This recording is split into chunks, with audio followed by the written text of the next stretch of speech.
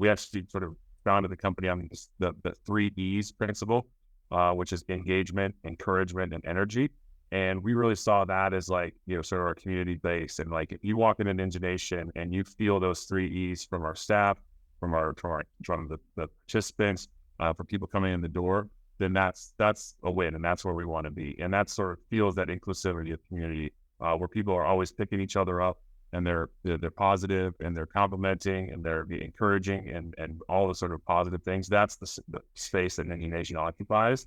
And we've seen that time and time again, year in, year out, of our reviews and the way that people sort of talk about the staff and the participants that come in Nation, that it's really an encouraging place and a great place to kind of feel that positivity.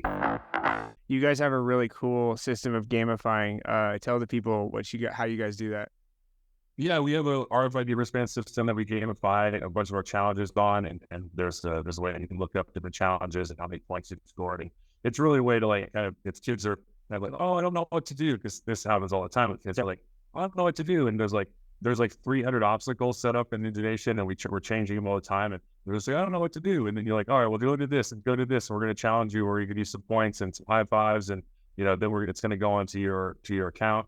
And that's one of those things that we're able to kind of track and see like how engaged and our participants are. And it's a fun way for them to be like, all right, I'm going to do this challenge. I'm going to do a plank for 3 minutes, and then I'm going to go run up the warp wall 10 times, and that's going to give me 500 points. And it's a nice sort of, gamification of that, basically a fitness for kids, So the big question is this: how are creators like us, who aren't built for the 9-to-5, for the people who put their passion before them being comfortable, how do we turn that passion into a living that pays the bills and a life that we love? That is the question. This podcast will give you the answers. My name is Noah Mittman, and welcome to Conversations with Creators. Hello, and welcome back to another episode of Conversations with Creators. I am your host, Noah Mittman, and joining me today is operations and marketing genius man behind Ninja Nation, Lucas Clarke. Welcome to the show, man. Thanks, Noah. Thanks for having me on. Absolutely. Before we get going, I got to shout out, I have a beer sponsor, and even though it is 1 o'clock, I am diving in Woods Boss Brewing. I'm drinking the Rock Bar Brown right now, and it's really, really good. Thank you guys for sponsoring the show. So where are they out of? Where's that beer coming out of? Out of Denver. Yeah, they gave me a whole case, and I'm just enjoying it, and yeah, it's really good. Cool, man. Love it.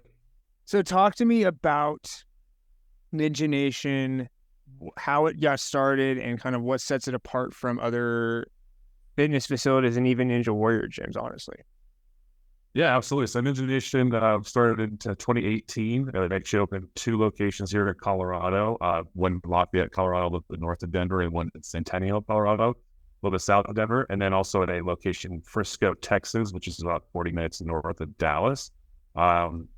The original idea, which sort of has come to fruition, was to have an amazing indoor play space for kids, where kids could not only like play and have fun and challenge themselves, but they could also do classes. Like you do ninja classes, they could do classes for obstacle course racing, and like really kind of honing in on grip strength, balance, agility, kind of your non-traditional sport type activities, but also things that one of the partners that started Ninja Nation, Jeff Britton, really highlighted as like life proofing, right? Like how do you like fall and get back up? How do you challenge yourself to continue to be better the next day, and things like that? And so Wayne Kavanaugh, who founded the company, his vision, along with Jeff's, was to really build a place where kids could play, train, and compete. And that was sort of the idea from the get-go. And it's sort of launched from there. And we've seen millions of visitors through our doors, and tons of kids having an amazing time. And we do birthday parties as well, which is a great fun way to do an active birthday party. It's different than video games or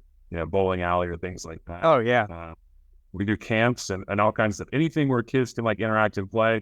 That's what Ninja Nation is all about. And we're all about sort of challenging ourselves and being better, a little bit better every day, and overcoming obstacles, falling down, getting back up.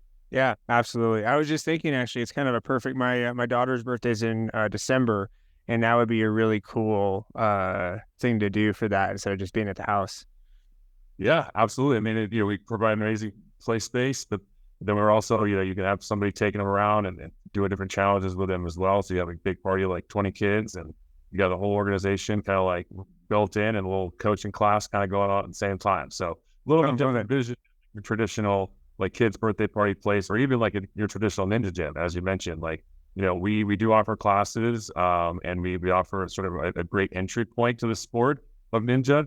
I don't think that we're like a super hardcore or like elite, facility. We're more sort of like, let's get kids interested in doing something like this, and then have them kind of, graduate through it. It's kind of like, soccer programs or baseball programs or volleyball or things like that. Like, we just want to be a great entry point to show that this is a great way to like move your body, have fun, get a little sweaty, and like have fun with your friends. And it translates really well into your life skills too, right? Like, perseverance, confidence, challenging yourself, and being a little bit better at doing things and getting repetitions on things. It's kind of what life is all about. And that's what we wanted to sort of build in Imagination. No, I love it. And I think it covers all that. I think it really, obviously it's working. You're doing, you have multiple franchise locations. Yeah, it's going great. Absolutely. So I know that marketing for the fitness industry is very competitive. How do you differentiate your marketing strategies to both bring in new customers and also retain customers? Yeah. It's interesting you mentioned fitness industry. We see ourselves sort of squarely in between two different industries. There's a lot of leeway in both sides of that from a marketing standpoint. We do have a fitness aspect and a sport aspect, but we're also sort of a play aspect, and I like have fun. And like, if I'm a parent, which I am, I have 3 kids, and if I'm looking for something fun to do with a couple of my kids and some of their friends, it's a great place to like kill 2 hours and have a really good time at Ninja Nation. But it's also a place where you can, send your kids for an after school program workout. So in the marketing, we actually kind of differentiate in a couple of different ways. We talk to those different audiences for those different uses. So, the parent looking to kill 2 hours on a weekend is a different sort of use case than the parent trying to book a birthday party, than the parent trying to, put a kid in summer camp, or maybe they have school off on Monday and they're like, oh man, what am I supposed to do? Where am I supposed to put the kids for a day camp? And we have that option as well. So we have sort of multifaceted ways that we can kind of talk to those audiences, and doing a lot of that through digital, a lot of that through video, right? Like, we want to show how fun and cool our spaces are, and we do that, predominantly in video. It's the best medium to do it. If a picture is worth 1,000 words, and video is worth 10,000. So we want to show that fun and show that what's happening and the different programming that we have, and how much fun that parent's child is going to have. Because most of the kids that are coming in are between 5 and 15. Most of them are not on social media. Most of them are not getting advertising. We're advertising to their parents. Yeah. And so the sort of marketing strategies and channels we use to drive traffic, drive interest, and drive trial to Ninja Nation. Yeah, absolutely. Full transparency, I've done some video work with Lucas and Ninja Nation in the past, and we had an absolute blast making stuff. Yeah, absolutely. Yeah, it's as you know, it's a great space to shoot in, and it's a great space. Oh yeah, to eat in, and a great space to show like just a lot of fun.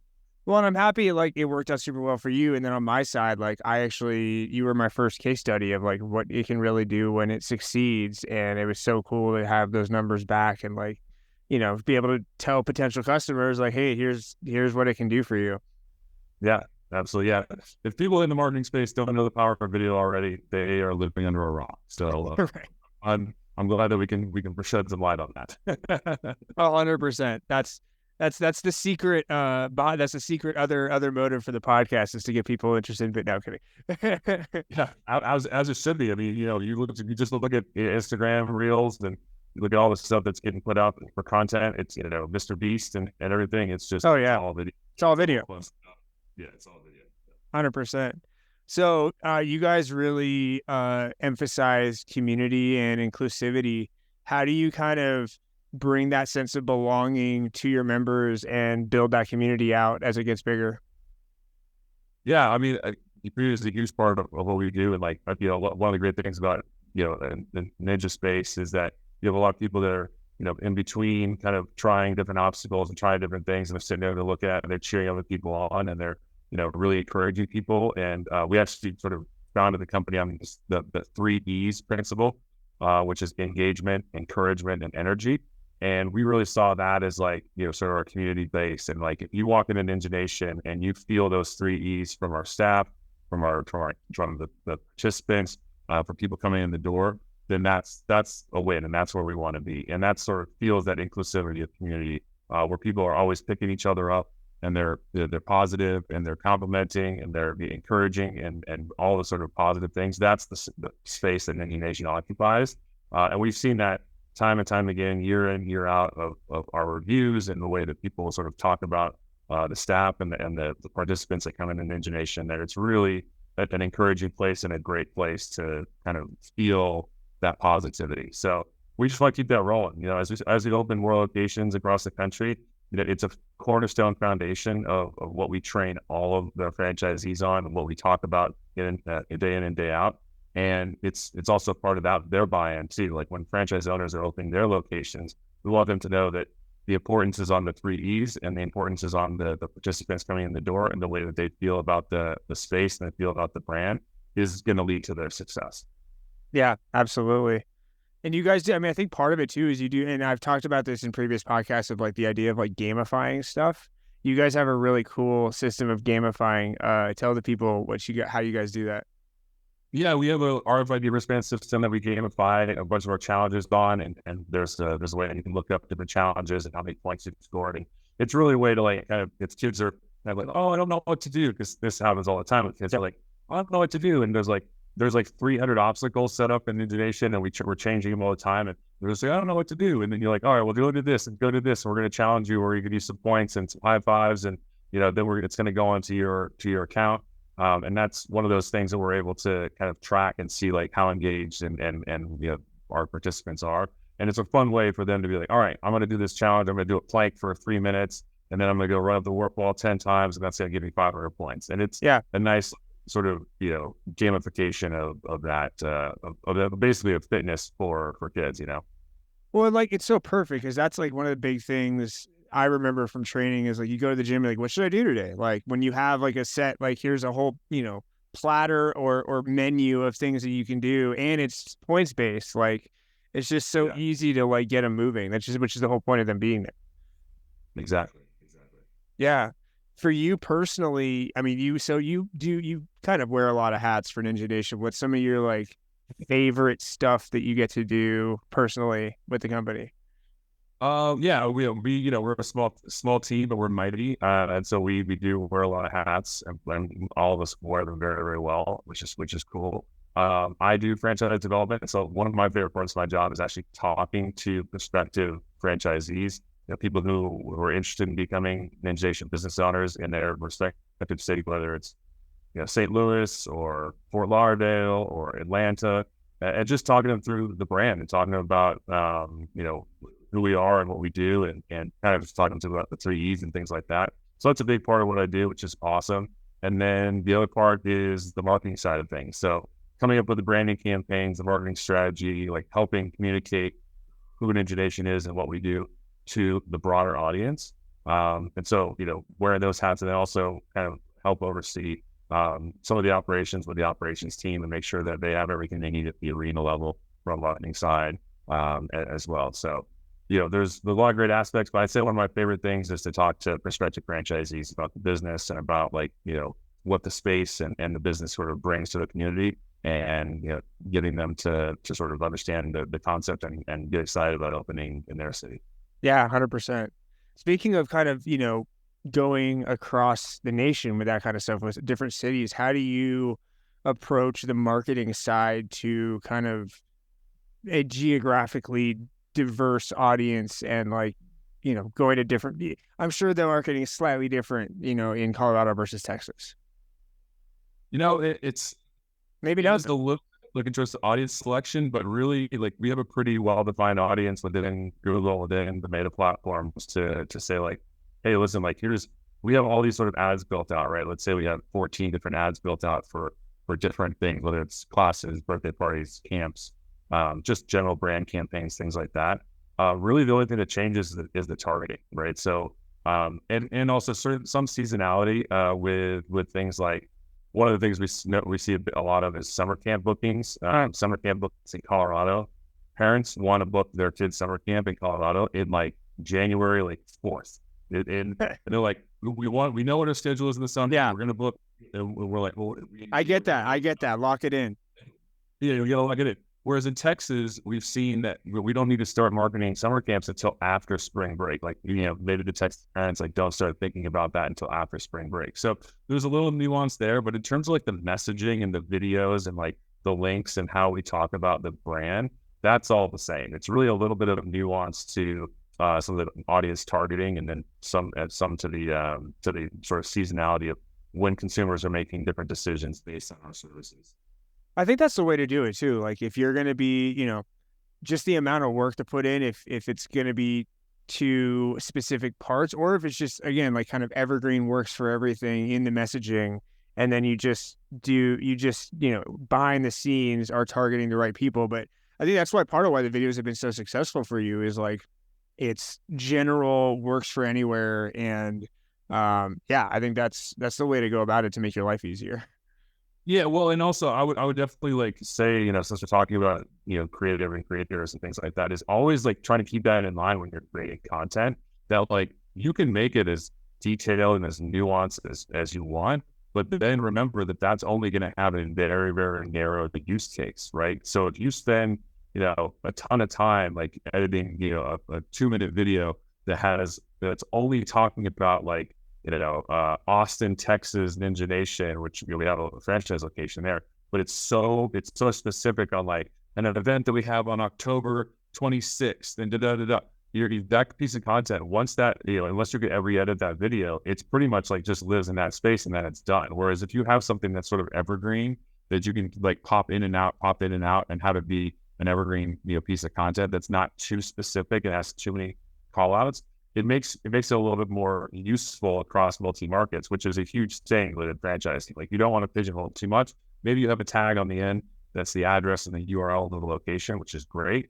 But most people are just going to be reading your posts or seeing your ad and reading the copy and then clicking directly from there. So sometimes that's not even necessary as well. So it's just one of those things where, you know, creators should be thinking about that when they're making things in their marketing strategy and figuring out like what's the cost benefit analysis to kind of, so it's hyper targeted, right? But something a little bit more broad.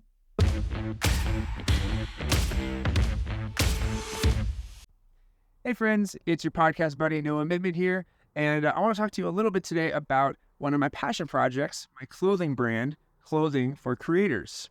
Roll the tape. If my life were a movie, the hero's big speech would end with, "Stop waiting, start creating." Because that's the drive behind my story. Like when I couldn't afford to finish film school. So instead, I started my own production company and gave myself a trial by fire YouTube business degree. And it's not just me with these kinds of stories. There is this growing movement of passionate, creative, flow state writing, hustling, persistent creators and entrepreneurs that are taking the internet and the world by storm. Everybody told me I wasn't going to be able to make any money as an artist. Now, 15 years later, I've worked on 3 continents. I do own my house. My shop, I'm booked out 8 months ahead. I don't subscribe to being a starving artist. Creativity and I are very deep, dark lovers. I've just decided I'm just going to make stuff. And even if it's not perfect, like, it's getting made. You're going to think that there's right answers and there's not. I don't know what the hell I'm doing. Let's just throw dye on it and it'll look great. You don't need rules some old guy in a suit made up. You don't need anyone telling you that your voice doesn't matter. We are makers, creative types, side hustlers, doers. Why? Because we get shit done. The most important thing every single day is just to get your shit done. Just keep doing it, keep producing, keep creating, and as you do that, you're going to start becoming the person that you want to be. Don't be scared to try. Commit. You can't half-ass do something. We're full-ass around here. So there's a film you need to make, a company you need to create, a voice you need to share, a product you know the world needs. Put all of yourself into it until anyone who has ever doubted you starts asking you for a job. Then you get to play for a living. You get to create community. Partnerships, collaborations, building bonds with people that like the same stuff you like. You get to live with your heart on your sleeve, a smile on your face, and a solid answer to when anybody asks, why do you do what you do? Sometimes you have to say fuck all the rules to get something that you really need to get out of yourself. You don't need the opinion of the old guy in the suit. You have to give yourself permission to just go. A little less conversation, a little more action. clothing for creators. Go check out snowmanfilms.shop today. Hey there, fellow creatives. Conversations with Creators dives deep into the minds of successful filmmakers, artists, musicians, and all-around awesome people. We are looking for some kick-ass sponsors to help us keep this show on the road. If you want to reach a tribe of dedicated listeners who are just as passionate about creating as you are, then look no further. Our audience is full of people who appreciate a good laugh and are always on the lookout for new ways to fuel their creativity. So, let's team up and create some magic together. We'll work with you to make sure that your brand is showcased in the best light possible. And who knows, maybe we'll even become lifelong friends. Just imagine, years from now, we'll be reminiscing about the good old days when we first teamed up to take the world by storm. Send us an email at noah@snowmanfilms.net to say hey and get the ball rolling. Now back to the episode.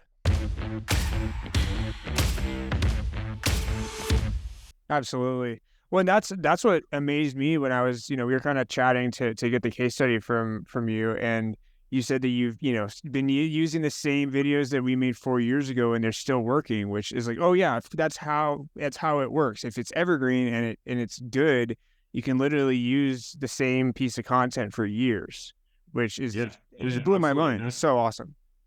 Well, it's great for a lot of reasons. And it's one of those things where you want to make sure that works, right? There's a time and place for something that's super specific, but there's also time and place to have some just brand awareness campaigns. As long as you're not changing your business model too much and a bunch of these other things, you'll be fine. But cool. Speaking of kind of changing business models, is there any kind of new offerings or initiatives that you guys are working on that you're excited about? I mean, really, the main focus has been the franchise side. Really sort of developing our franchise operations and training programs for our franchisees that are coming through. There's a lot of stuff that goes into that, and a lot of pieces of the puzzle to help get these business owners all the information they need to successfully open their business. So we've been spending a lot of time on that.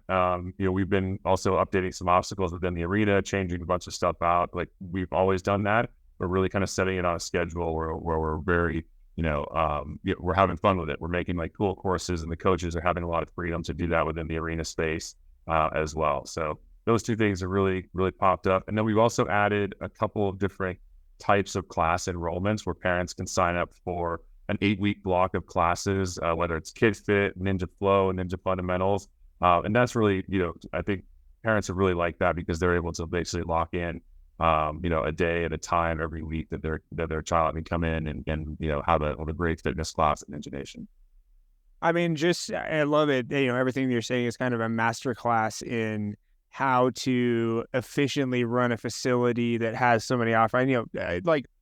Especially with service-based, with kind of classes-based, I feel like people kind of get the crazy bug to go do something creative, but really, honestly, for longevity, you want that exactly. If you're going towards families, you want the locked-in schedule, you want the consistency, you want they know what the week looks like, which that's something as a parent that I absolutely love. I know when I know something's happening on a Wednesday, and that's every Wednesday, and the kids know it, and it helps with just the day. Yeah, it's one of those things where it's I put myself in my mind of the parent. I'm like, all right, when we're sort of coming up with these ideas, how's this going to best serve our audience? And this one has worked really well. This was an adjustment from having parents just pick classes sort of as they'd like to then now we're just locking stuff in, and people have really, really responded well to that. It's the same thing with camps too. They'll book those camps out and know they're hey, this week you're at Ninja Camp. This week you're at soccer camp. The next week you're at a Ninja Camp. And it's I understand that mentality, and that's what we want. What we want to make available for our participants and for our consumers to be able to book and make it easy for them. I'm interested on the communication side because we've had the kids in martial arts classes, and it would consistently be. Not consistently, that's the whole problem, but they would send out one email if there was a special event happening and the classes weren't happening. And we literally 3 times in maybe 6 months, we showed up and there was no class, and it pissed us off so much. I'm like, we just drove half an hour here. How much communication do you do when there's some special thing happening? Yeah. So, well, two things. One, we don't change the schedule. Like once we lock that in for the 8 weeks, we're not changing the schedule. We're not canceling stuff on parents or things like that. And any special event that we do have, we put it around those types of events, right? Like That's how you do it. yeah. So it's it's like we have the classes Monday through Thursday, and then we usually do special events and stuff like that on Fridays or on the weekend. So It was like a specific time slot for a special event that's not overtaking another class.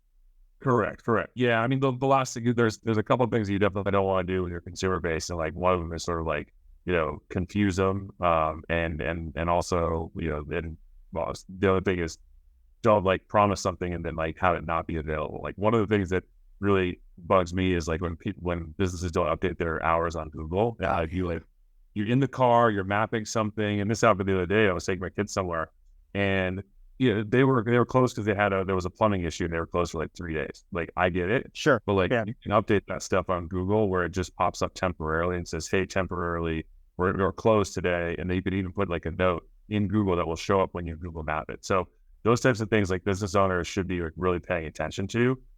Because that's a negative customer experience, and they'll never even know that happened, right? Like they'll never know that like this plumbing issue, like maybe 90 people like put their address into their name into Google and tried to drive to this place over that 3-day weekend or that 3 days, and they showed up and they're like, they sign on the door, plumbing out, like we'll be back open on Monday, but like they're never gonna like put a Google review together or things like that. That's just like lost customer and negative customer experience that you don't even know about, right? Which is the worst. Like, how do you know? It's the same thing with like with the events. Like you guys showing up at a martial arts, and like, oh, we didn't realize class was canceled because you guys have a martial arts event. But it's a similar. When I was like, it's again, it's all user experience. I completely agree. I was actually interesting. I've even been guilty of this where I had a guy doing a website review on my website, kind of going through issues, and I've been working on this thing for years and really put a lot of attention to the homepage, and he through the kind of website review was like, oh yeah, the contact us page is like not filled out, and I'm like, oh my god, I forgot the actual, like I've been getting messages and stuff not through to the homepage. But I was like, the next day, I was like, okay, I'm finishing the contact. Oh my god, shit. Yeah. It's like the blank template. Always get tips and stuff, man. Yeah, for sure. It's one of those things where it's like, how to give it to like 5 different people and say like, how would you use this? How would you access the site? Or how would you try to find us? And then like see what they do, because it's always just like really surprising at how different people like think about finding things on the internet or like reaching out to people on the internet and just getting that information. It's a great UX user experience. Exercise. Absolutely. All right, so I'm going to take a hard left turn here. This looks fun. You ready? What's the title of your memoir?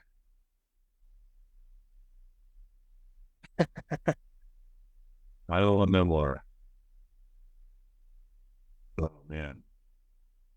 I just added this question in with this episode, and I'm so excited.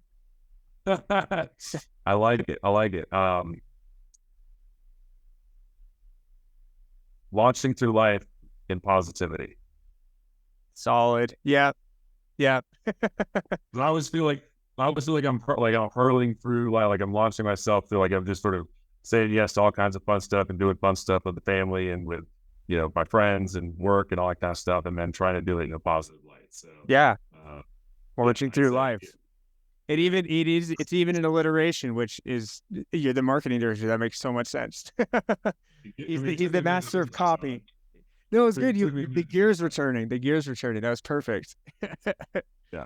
I honestly don't know if I could think of one if I was like put on the spot. Well, I'll have to flip it around for you for the next thing. Yeah, right. So outside of the Ninja Nation career, what's kind of a hobby that takes you away from it all and lets you relax? So I'm a big time like cyclist. I spend a lot of time on my bike. That's sort of my meditation, my escape, my big hobby. I've been bike racing for coming up on 20 years. Nice. I've done everything from track cycling, which is velodrome cycling, short course stuff, to individual time trials and 300-mile races to 200-mile races, and next year actually taking on a 3,000-mile race. So Wow. yeah, so that's the thing that I do, like outside of work and family, and yeah, it kind of keeps me launching through life. Yeah, 100%. What's the best results you've gotten so far from the races? So I'm a 3-time world champion on the velodrome. Oh, Yeah, 20 like you're really fucking good at it. yeah, yeah, not too bad. Yeah, so 2018, I won 3 Masters World Championships on the track. I also got 3rd place at Elite Track Nationals that year in 2018. I've won a bunch of local races. I won the Unbound Gravel Race, which is a 206-mile gravel race in Kansas. It's known Gravel race. Wow. It's known as the biggest, hardest gravel race in the world. I won that on a single speed bike, actually just this past June. I won Steamboat Gravel, which was a gravel race in Steamboat Springs in August of this year. And yeah, just Wow. So are those gravel? You're not doing like road bike tires, right? no, not road bike tires. You're doing gravel tires, so like 38 millimeter. Yeah, almost like a cross between a road bike tire and a mountain bike tire, but smooth in the middle, knobby on the sides. Yeah. Have you done kind of does any of the training set up in Ninja Nation help with any of that, or is it all kind of different? No, Ninja Nation stuff is just fun for me. Like when I was in there like with my son and his friend last weekend, and it's just hanging around and trying to do things that are hard for me, like laches and spider wall, and any of the sort of like grippy obstacles. The balance stuff is actually usually pretty good for me, but any of the grippy stuff is usually pretty hard. And so I love to challenge myself on that, and also see what my kids can do, and have them challenge me on different things and race them. So I just keep it fun. There's definitely an element of core strength and core training that goes into a lot of the ninja stuff that translates well on the bike. But a lot of the on-bike training is, just on the bike training is really what it is. Yeah, you got to just be You gotta be able to sit on your saddle for a couple hours at a time. So That's wild, man. What initially drew you to the biking earlier in life? yeah, so I was kind of really interested in just doing some sports outside of skiing. I was really just kind of skiing when I first got to Colorado, and a friend of mine was also skied. Was like, hey, you should try biking. It's great, summertime activity. Get you fit, keep you fit for skiing. I was like, all right, cool, let's try it, and just fell right into it, and never looked back. No, it's awesome. Was there like a while where you're just doing it for fun before, or were you like, I want to be competitive with this? I mean, there was like a year where I was doing it for fun. Like, I'm pretty competitive just in general. So if I'm going to do something, I'm going to try to be as competitive as I can at it. Which, for better or for worse, like I gravitate towards things that I'm better at, because that's just what I know I can compete at. That's why I'm not like, into swimming or into running or things like that. Cause I just, I don't mind them, but I'm not like that good. So I was usually just like gravitate towards what I'm better at. And I also just I like going fast. I think that's also a thing from skiing and from, growing up. We got Ricky Bobby over here. What? Ricky Bobby over here. I want to go fast. Yeah. I love going fast and on the track, turning left. But the bike is fast, like descending, going downhill on the bike is fast. I love that as well. So, yeah. No, it's great. Have you done any kind of mountain biking stuff, or is it all kind of on track stuff? I've done some mountain biking stuff, but I like mountain biking mainly for fun, not competitively. It's interesting, actually. Mountain biking is a very different sport to like road cycling and to gravel, just in terms of like physiologically and bike handling and a bunch of stuff. So it's actually mountain biking I'm not that good at. So there you go. Listen, it's not a bad thing to stay with the stuff that you're good at. Yeah, I mean, this is something I enjoy too. There's also another element of mountain biking where I'm always like just a little bit worried about the equipment and the terrain and like how the whole thing's going to come together. And all my mountain bike friends are always like, oh, you should trust the bike. You just got to go with it. I'm like, I think that this thing's going to break. And I think that I'm going to hit this huge rock and everything's going to topple over. And instead of like even crashing on like pavement is actually better than like crashing on a bunch of like random boulders, Yeah. So in my mind, so it's one of those things where And I like it. Don't get me wrong. I'll if somebody's like, hey, let's go mountain biking, I'll definitely consider it. But I'd rather just be like out on the open road and bombing down fast descents. Yeah, no, I get that completely. I have a buddy, Bobby, who's like a much better mountain biker than myself. He's also crashed quite a few times, which, you know, is what happens when you're going hard. But I'm like I will be going at my pace to where I know I'm still gonna have fun and, like, you know, close to die. But like, you go bomb the shit. I'll meet you down at the bottom because I'm not trying to, you know, get the best at this. This is for fun. I have, you know, a shoot tomorrow that I need my legs working for. Yeah, absolutely. I mean, that's the thing. It's just like risk assessment, right? You're like, how are you gonna, you know, do the X, Y, and Z the next day if you're, you got to be able to turn that risk off sometimes. And I think a lot of non-bikers can do that. Yeah. Is definitely a sort of a send it mentality in that, just like, you just got to go for it. I'm like, yeah, I'm good. Yeah, I'm thinking too much about this. Yeah, exactly. Yeah. So I'll kind of finish this up and roll out the red carpet for you. Tell the people where to find you, what you got going on in the life, and kind of how to get in touch. Yeah, so, ninjanation.com is the best place to find us. If you're interested in opening your own Ninja Nation location, ninjanationfranchising.com is our franchise website for that. Just kind of gives you a bunch of information on the business and sort of what it looks like to open your own space. And then Instagram is at Ninja Nation. We're on Facebook at Ninja Nation as well. So we have a bunch of great channels there and great content. We also have a YouTube channel, which is also at Ninja Nation. So all of this can be found there. And, we'd love to see any parents, any kids coming out to the arena and to the gym, hanging out, having fun, going to birthday parties, just coming out, killing 2 hours in a weekend. And it's a great time to come in as well. So it's, like I said, it's the best place to play, train, compete, and an amazing space for kids to just have fun and run around and be kids. So safe, super fun. So it's honestly like, if you like the TV show and you want like the closest experience to that, I think this is like visually and like safety wise, this is the closest experience you're gonna have to that. Yeah, it's not super high in height. Oh yeah, no. It's all level, but yeah, TV show, but made for kids. Yeah, exactly. In terms of look and feel, that's what we're trying to do.